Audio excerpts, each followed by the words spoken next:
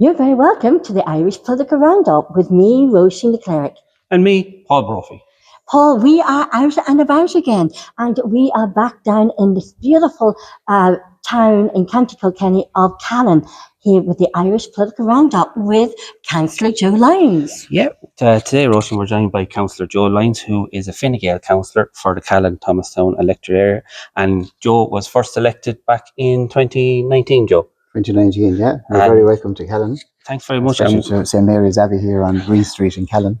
It's lovely surroundings, fantastic surroundings here, yeah. Very historic. Yeah, very much, yeah. Going back to the 12th century. Wow. 12th century, and there's great history in it. And at the moment they're restoring part of it. And the outer grounds are open to the public every day for the summer. But they're working on the inner part now, the inner church, and Board of Works, OPW, are hoping to get that. I don't know when it'll be finished, but we're hoping that long term it'll be used for the benefit of the town. The craftsmanship, the masonry, and even just the images and the symbols and everything else, it's amazing. Absolutely. Like the craftsmanship of the masons that would have built each brick by brick. And the windows and the whole architecture design and the roof. The roof is fantastic. Isn't it just amazing? It's brilliant. It was all done at a time when they had nothing. Yeah. Just show you like what they can do, what they did do. And like even the tombstones outside, there's some fantastic tombstones. And like we're joined here with Joe Kennedy from Callan Heritage Society as well. And Joe knows every tomb in and out. He knows the whole history of it. And there's one tomb out there, it's Edmund Rice's parents. Oh. They're buried there as well. But inside the church, there's the Gregories. The Gregories were a famous family in Callan years and years ago. And they lived in a massive house out in Westcourt, right beside the wall garden. Okay. And that was knocked there a couple of years ago. And they would have been landlords at the time, years and years ago. But they are buried here in tombs around the place as well. And sorry, putting across your rushing. And when would have this ceased of being an active church, Joe? It was Catholic, and then Cromwell came along and they took it over and went to Church of Ireland. But it wouldn't have been used since the late 50s, early 60s. Wow. Since that was used there. Also hasn't been in operation for there are still people 60, 70 years. Yeah, but there is people still being buried here. Okay. Right. I know there is still graves being used right up to a few months ago. Wouldn't it be beautiful to have that beautiful stained glass window repaired and restored? Absolutely. Or even just replaced now. It can't be repaired and it can't be restored, but replaced. Yeah. There's great potential with the building. And with if all the windows were done up, like the stonework, I know it's tedious, it will take time, but once that's complete, they'll probably work on the windows. And it is hoped that long term that it will be used for the benefit of the local community, the town and people surrounds. It would make a fantastic, like a tourist office, plus other things as well, a small museum maybe. Yeah, that's it would be ideal. And it's been used then, you have the footfall in and out. But the location in the heart of the town is very good. It's in the heart of the town, isn't it? Really is. And it's so beautiful. Even the surroundings is beautiful. Nice and greenery. You wouldn't think that you were in a small town. You actually think you're way out in the country. Yeah, that's true. Yeah. It's beautiful. And Joe, as well as being a county councillor, you also have a grocer's right in the middle of Callan. You're small business, work supporting the local community. How long have you been in business in Callan, and how are things for yourself as a small business at the moment? Well, like any business, it's not easy, but you have to stay at it day in, day out.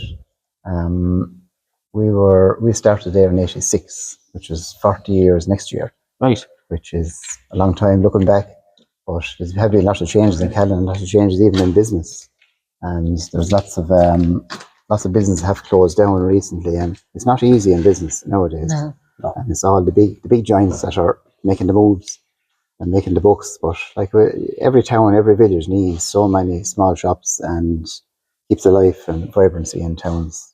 So hopefully we can, survive another couple of years. Well, I remember when I was doing my business program on community radio, I remember Callan County telling me that every business owner up and down in every high street and surrounding street, in every town, every village, town and city across Ireland is the DNA of the people that live here.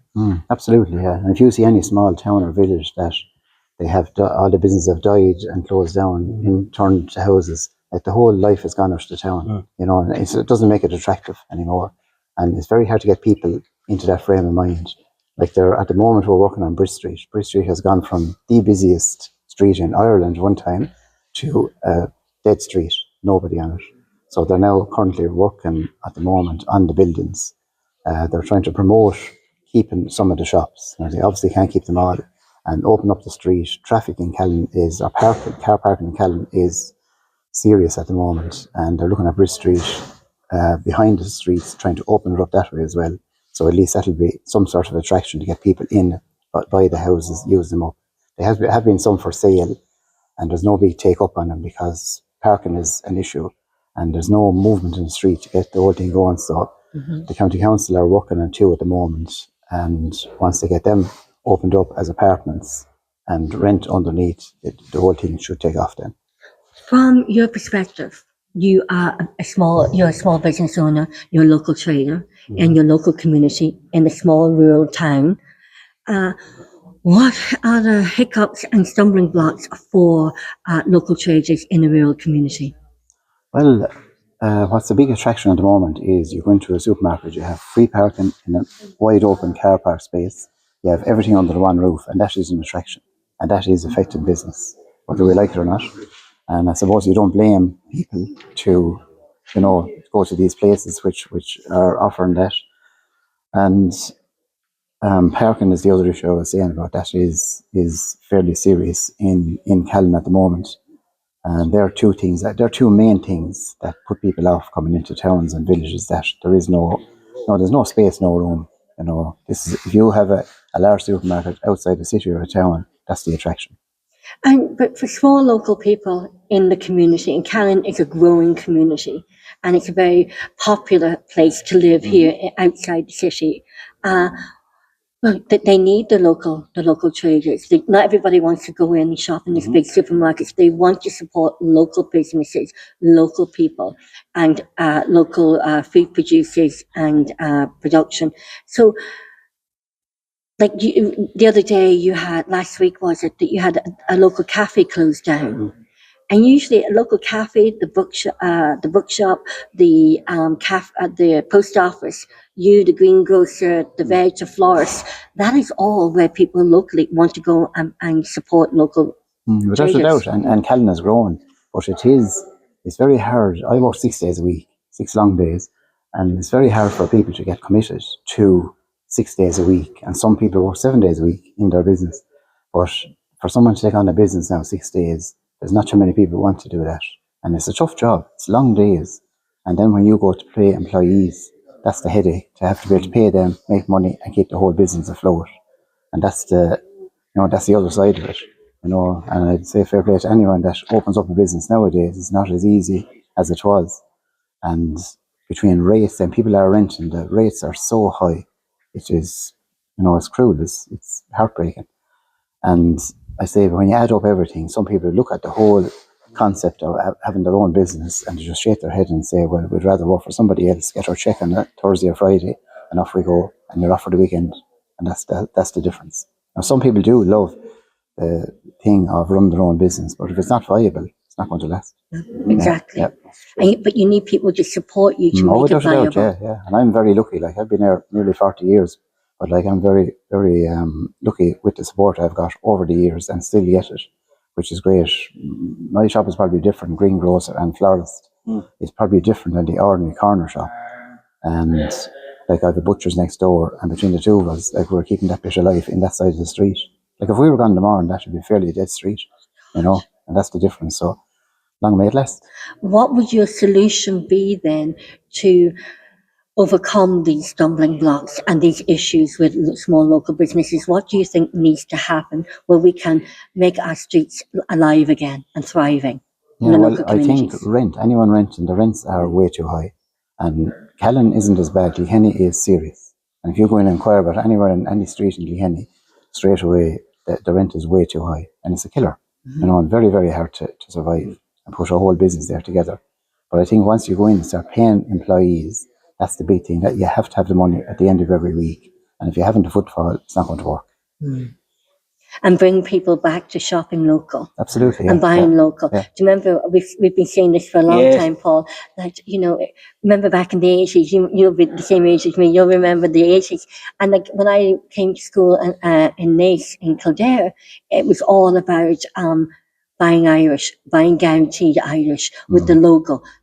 Do you think the government and all political parties should have a campaign that backs that and to get people to shop local, and the local providers and producers? Absolutely, but there is an awful lot of people that will only buy Irish anyway, and they realise the seriousness of it.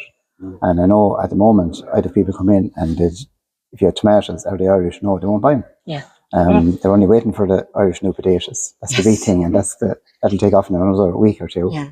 And like it's great that you have people that are conscious of that, you know, which is brilliant. And then obviously the price determines a lot as well. Yeah. So like the people, they are conscious of the whole concept. If you're overcharged, you're not going to last. You know, people not going to throw out money, not going to waste it. But and sorry. And Joe, you're a greengrocer, as you said, so you would be heavily reliant on local farmers, local producers to provide the produce that you need in your store every day. How are you finding things for your suppliers and your producers? How are they coping at the moment? Yeah, suppliers very good. Even back to the times of COVID and back to when any crisis, I was always really lucky with the suppliers. They were great, and thank God to have such good suppliers and long-serving suppliers as well, which is great, and it's very important, you know, because you have to have someone you can rely on, fall back on. Absolutely. And Roisin, when we've done a number of programs, and I don't know, but you might think the same or slightly differently, but the amount of food that we produce in Ireland, like we're best in the world at it, and like 99% of it is exported, and about 1% of it is actually kept in Ireland, and we're importing things like scallions and onions and things like that, which we really should be producing here at home, Joe. Absolutely, yeah. And just look at Holland, the way they can do it all year round. That's the problem with Ireland, they're seasonal, you know, and they should be working more on, like, horticulture is diminishing, whether we like it or not. And for the climate we have and for the land, we should be increasing all that. There's a huge demand for, as we were saying, for the Irish goods. But like if you look at the beef and all that, that's really good, and they export so much of it. But it has a great name. Oh, it's fantastic, yeah. Of the green grasses, all the rest. Yeah. But I think they should look at the model that Holland have. Okay. And even if it includes building glass houses and get them government backed, it makes some difference. And like we have the climate most of the year, you know, and we should be able to work a lot to grow an awful lot more fruit and veg. But that end of business is diminishing year by year, which is an awful pity.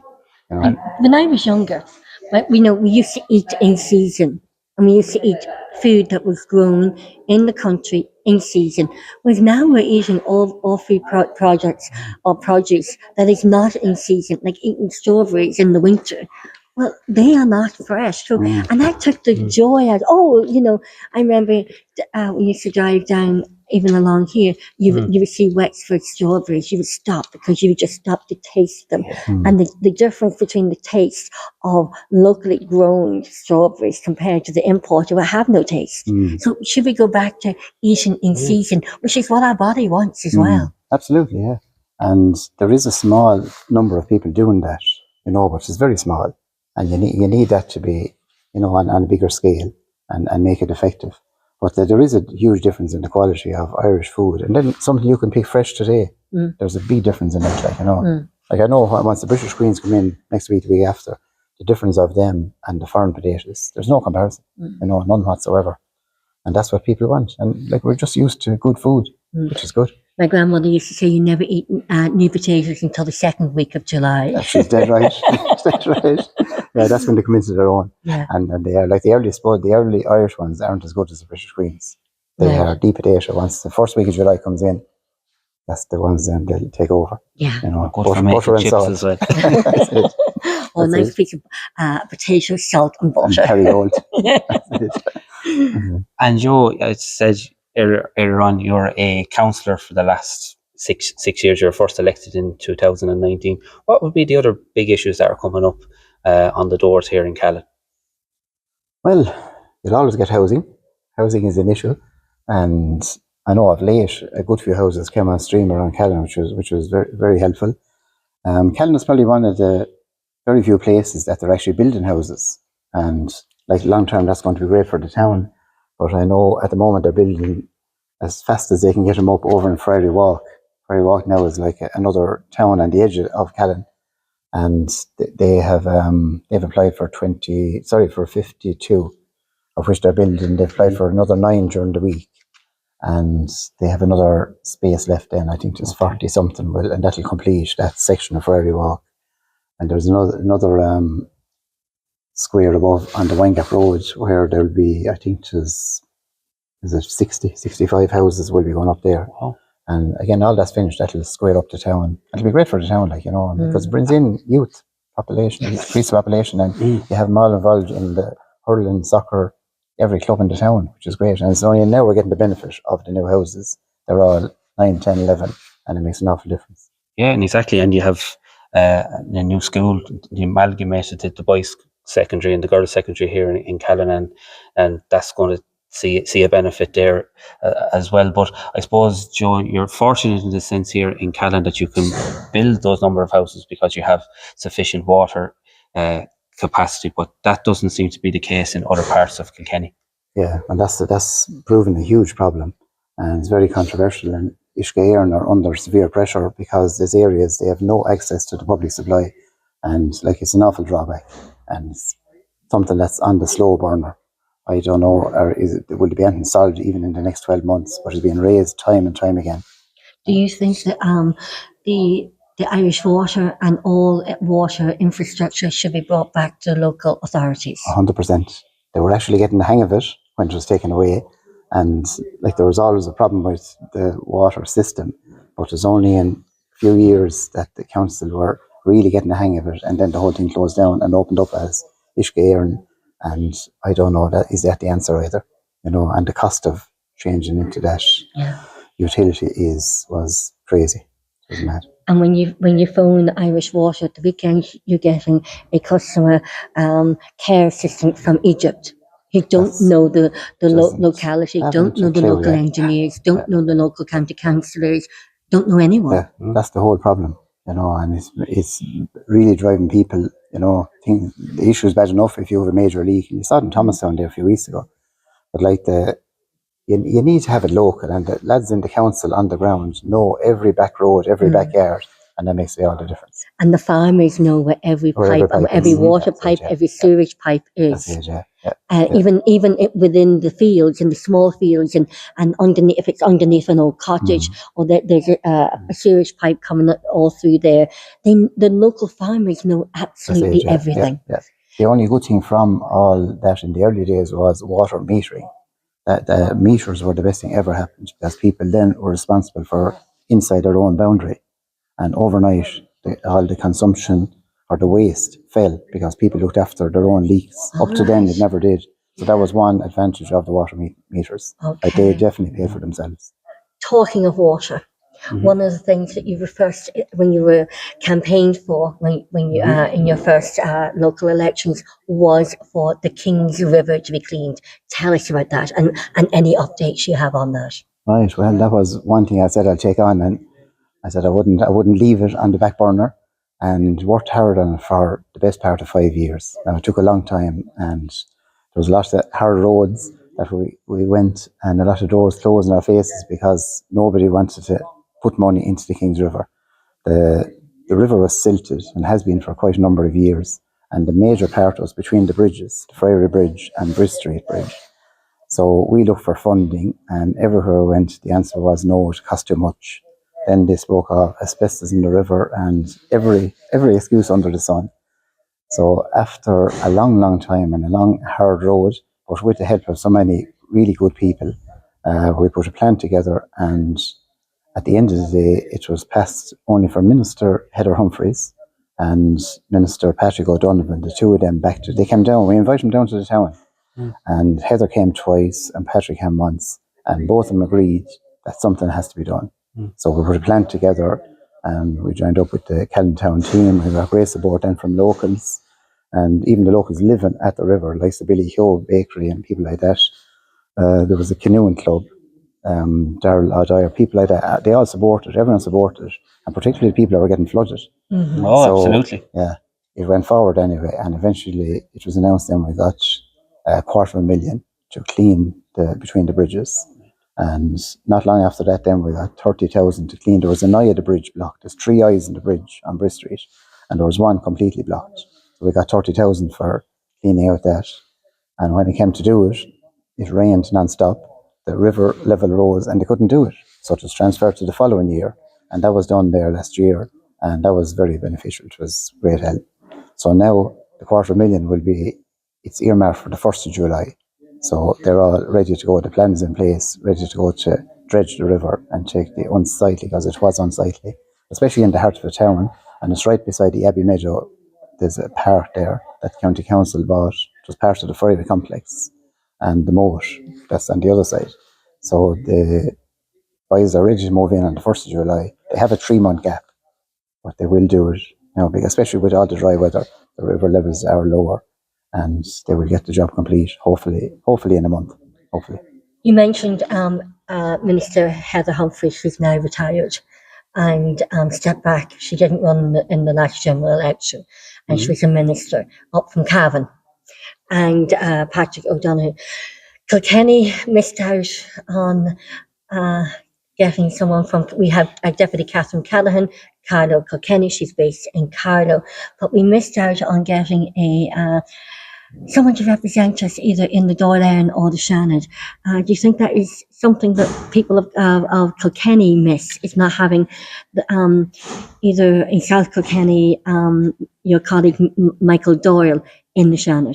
Yeah, well, actually, Heather's from Monaghan. Oh, sorry, No, you're grand. And yeah, I'd agree with you 100%. We have one TD, Catherine O'Callaghan, Fine Gael TD, and actually we met her last night. We had an AGM. She was down at it. Very able woman, well able to speak, well able to do in the background. She has done a lot of work for us already, you know, and even though from another county, but she's part of Kilkenny. But it was a pity the way it worked out. Ended up with nobody in Kilkenny. Like Michael Doyle went, and David Fitzgerald, and between both of them, everyone said, well, at least one of them get it. I actually thought personally myself the 2 of them get it. I thought the votes would go that the 2 of them would get it, and that was to be, and nothing for Kilkenny. Yeah, hasn't happened before. Yeah, it's the first time in the it makes an awful difference. Formation of stage, yeah. And the formation of Fine Gael and the stage. Yeah, absolutely. Like yesterday, I had 2 problems in an hour, and one I went to a TD in Clonmel, and the other was Catherine O'Callaghan.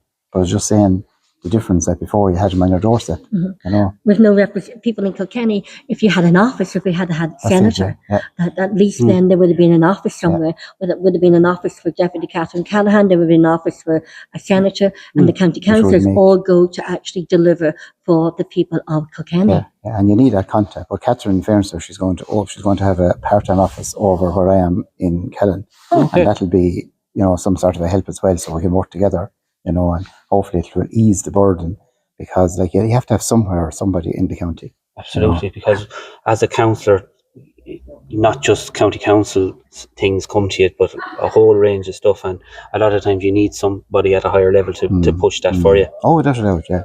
And that's how you get over most stumbling blocks, is to have somebody there as well. Like we're pushing them, but they're, you know, helping the whole whatever problems you have as well.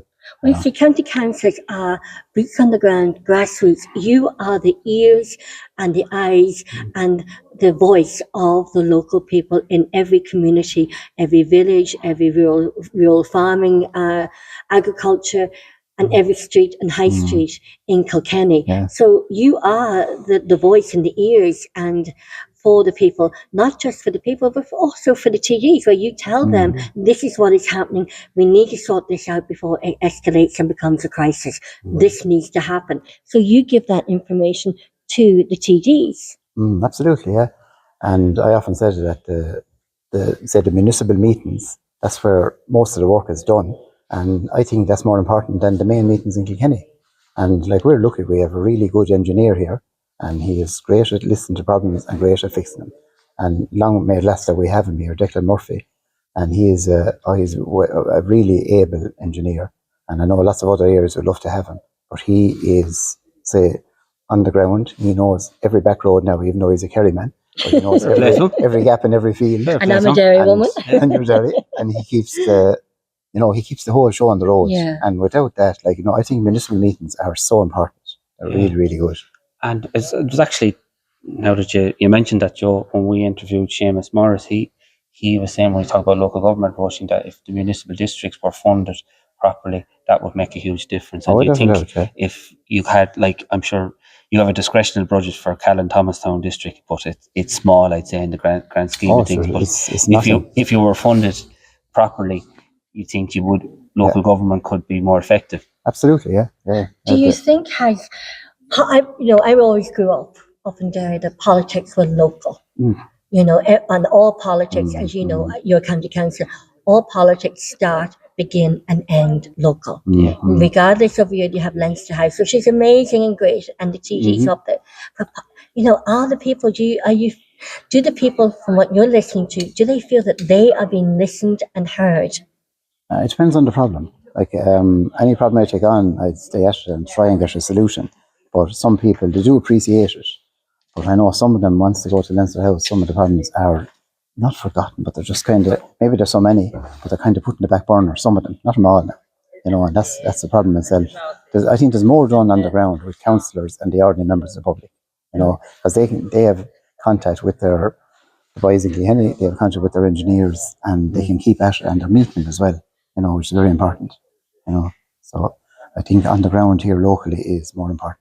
And that's something that, strategically, that the Irish Political Roundup, we have media accreditation for Dáil Éireann. Politics, it's great to get up there and talk and see what all the TDs and the senators are saying, what's happening up there. But the real politics begin in the heart of the community. Absolutely, yeah. And you look at Mary Hilda Kavanagh inside, she's 50 years there, and listen to her from her early days. They're very similar, not much has changed in that regard. You're there to represent the ordinary. Think about it. Yeah, absolutely. But you're there to represent the man, woman and child. That's your job. That's what you take on. And listen to her talking about early days. There's no difference. Yeah. That's your job, and that's the bottom line. And also with county councillors, people vote for people they know and they trust. That's it, yeah. And they know that, it's not really party politics. It's actually all they know is trust. It's very personal vote.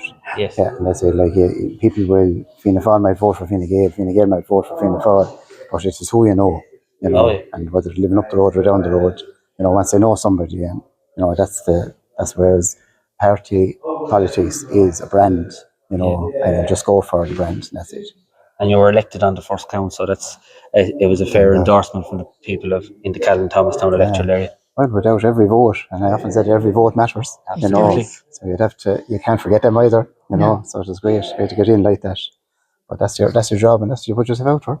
And Councillor Joe Lyons, what are you working on the minute, apart from the river? What other projects are you working on to deliver for your constituents? There's an awful lot of small problems. I have a good few problems with people and their health problems. Obviously, you can't go into detail, but their health problems, and we're working on some of them. Some of them are quite serious, and that's something you'd like to get over the line as well for them. But in general, it's usually roads, potholes, the usual stuff. Houses will always be an issue. And no matter how much they build, the population is growing the whole time, and you have more people coming into the country, and the whole thing is, it's just, I don't know will it ever be solved, not in the next 20 years anyway. But every day there's different issues. There's always different issues. You could have something simple, you could have a major problem. But you just work on each one of them as, each one is worth their own merit. And I'd say every day is a school day, because you're learning all the time. Yeah, without a doubt. Yeah. And then you see people, every club, organisation, they want support as well, and they want help. But at the end of the day, grants can only go so far. And even the council were saying this year, for some particular reason, the applicants have risen so much compared to other years. So obviously the clubs are struggling as well, and they want more money. And that's where it comes into the small local businesses supporting the local communities, the local clubs. And if you don't have small local traders on the high streets and surrounding streets in the villages and towns of the county, well, then we're not going to be able to support those sporting clubs or any other communities that need support. Absolutely, yeah. It's a circle. Yes. Or the jigsaw, and that's what keeps the whole thing going, and one thing after another. and they all work in together. And even Kilkenny County Council, in fairness, they work very close with the community and the county, you know. And like without funding, an awful lot of people wouldn't, an awful lot of clubs particularly, they wouldn't survive. You know, the funding is very important, especially when it comes to festivals. And actually, we have one here in the moment in Callan, Callan Open Doors Festival, and this art thing that's here in St. Mary's. There's an art program here going on today, and that's part of the thing for the weekend. And tomorrow, then you have the Wall Garden. There's sales and music and all that in the Wall Garden at West Court, and in Cllr Hall there's a music session, traditional music session tomorrow evening in Cllr Hall. And there's numerous events, but it's going on since Thursday. So in fairness to all these people that volunteer with all the committees and all the festivals or clubs, whatever, whether it's hurling, sports, every kind, you know, in fairness to them all, they keep the whole show on the road as well. And again, that's coming from the people within the community, supporting the community. That's it, And is there anything that you think the government could do at government level and civil servants could do to help small local businesses stay open? Well, I often thought a simple thing like there's so much tax on a gallon of petrol. If the tax was halved, it makes such a difference to every family in the country, because everybody drives cars. There could be 3 younglings in the house that drives cars. And if you reduce the price of petrol, I think it's something that affects most people. There's very few people who don't drive. And if you reduce the tax on petrol, I think there's one thing that would be very beneficial right across the country and should have a huge effect. And the cost of living has gone up regardless. The price of butter, Kerrygold butter. Kerrygold butter is an Irish product and produced in Ireland by our very wonderful cows from our beautiful soil, our beautiful grass, and Kerrygold butter. And yet even the price, they can't blame the tariffs on the price of Kerrygold butter going up. I bought a roll for lunch today, and usually it would have been $4.50. It's gone up to $4.95. And you'd be asking the question, why? Yeah. You know, anything local. If that came in from Greece or Spain, you'd say something. But when it's all local, there is no reason. There is some people jumping on the bandwagon as well. Yes. You know, and they're using all this for putting up the price. Yeah. But they were right up on the Independent last week of the price of butter, incidentally. You said that. And there was no answer to it of why it went up. You know, butter is the same, you know, ingredients as was there last year. And why put it up? Do you think we should be doing the campaign?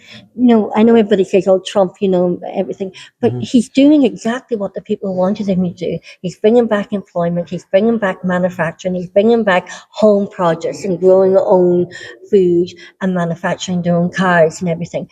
I grew up, when I was younger, I used to work in the shirt factory. Derry was known as a shirt factory city of Europe. Do you think we should bring back manufacturing? I know some people say it cannot be done, but if there's a will, there's a way.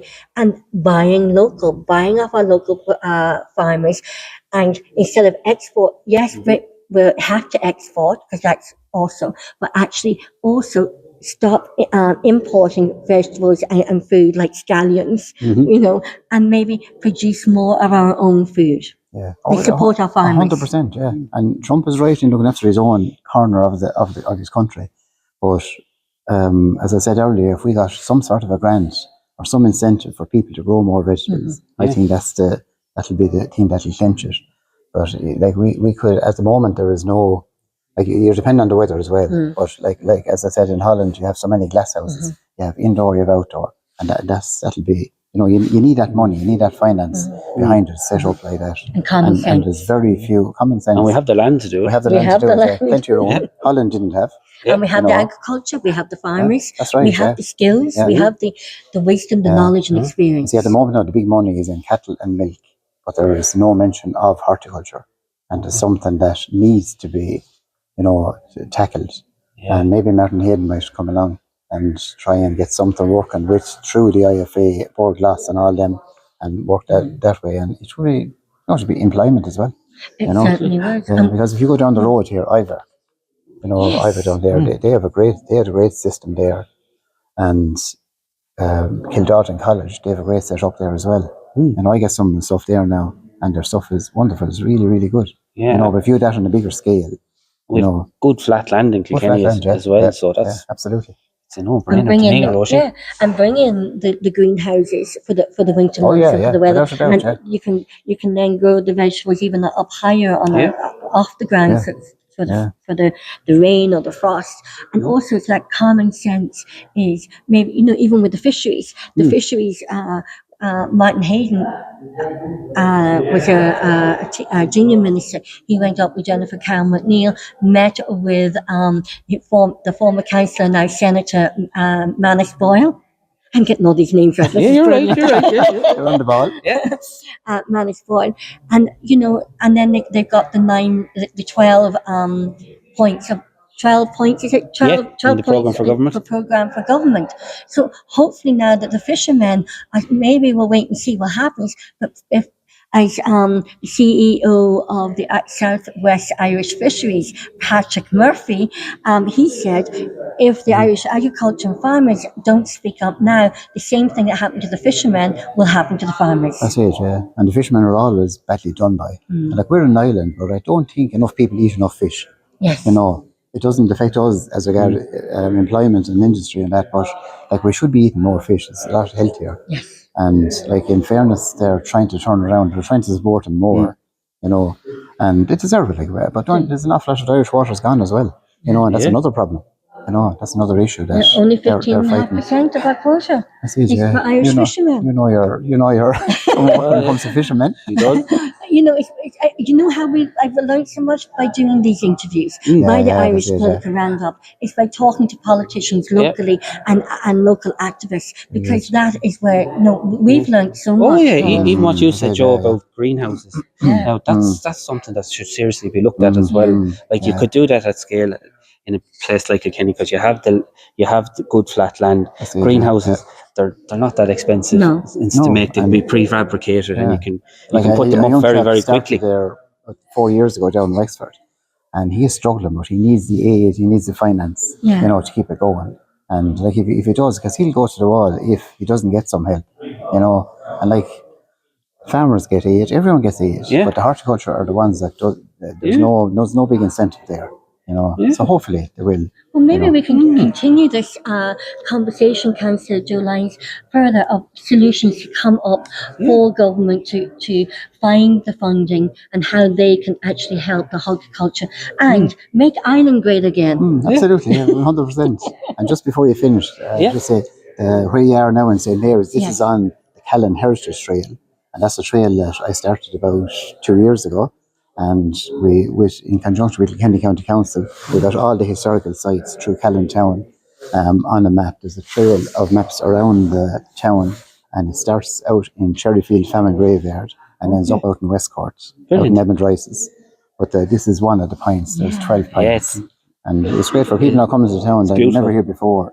They see all these, and they're marked on the town. They have all their own signage. And it's great help. It's great for visitors, tourists to the town. And that's what we love about being out and about, because we're getting all these beautiful backdrops, and we're showing Ireland at local level for all our American and Canadian and Australian and European. When they come to Ireland, the Irish, look at that backdrop, and introducing the local people. And Sean Kelly, MEP, opened it that night. He was here. We had the opening here. We were here. You were here yourselves, and he said that night that there's so many towns, they have the heritage, they have the history, but they're not doing nothing about it. It's in books, in presses, he said. And whereas now, at least this is out and people can see it. Particularly strangers that are passing through. So maybe, Councillor Joe Lyons, if there's anything happening or anything that you think we should get out there, even if it's only a 5-minute or 10-minute, even a Zoom call or video, we'll be delighted to highlight it and any local issues. Very good. Councillor Joe Lyons, thank you so much for taking the time to take our Thanks, Roisin. Thank you, Joe. Thanks, Paul. Thank you very much. Really appreciate that. Very good. Thanks a million. Thank you. Hope you enjoy your stay in Callan. That's it from the Irish Political Roundup, from Irish and About again. And Paul, it's lovely getting out and about. It's brilliant, and it's been an education as always, Roisin. And I think we could have another campaign here on our hands after the Councillor Joe Lyons. Well, as I always say, the Irish Political Roundup, we are a non-biased, non-sensational and common sense political programme where we listen to all views at local level, and that's common sense and with a non-biased perspective. Very good. Absolutely. Until next time, we don't know where we are next. We are... Over in Kells We're in today. Kells later, yeah. And then we're down in South Kilkenny again as well. Yeah, we are getting out and about, Roisin. Until next time, and thank you, the viewers and the listeners, for taking the time to listen in to the Irish Political Roundup. Goodbye for